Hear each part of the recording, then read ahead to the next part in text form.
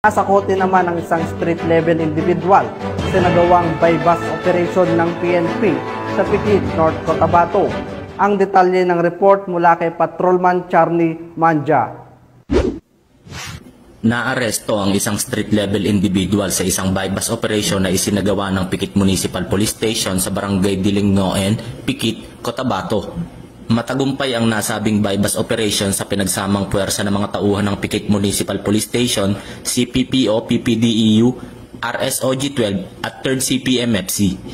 Nagresulta ang operasyon sa pagkahuli ng sospek na si alias Warren, 27 taong gulang, may asawa, magsasaka at residente ng Barangay Inugug, Pagalungan, Maguindanao. Nakumpiska mula sa sospek ang isang plastic sachet na naglalaman ng hinihinalang shabu na may bigat na 0.30 na gramo na may halagang 1,500 piso at isang pirasong 1,000 piso bilang bypass money.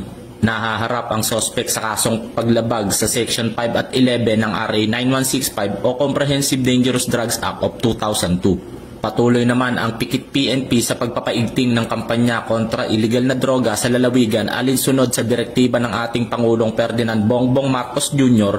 tungo sa isang bagong Pilipinas. Mula dito sa General Santos City, ako ang inyong Police News Network correspondent, Patrolman Mandia, alagad na batas, taga-taguyod ng Balitang Pulis.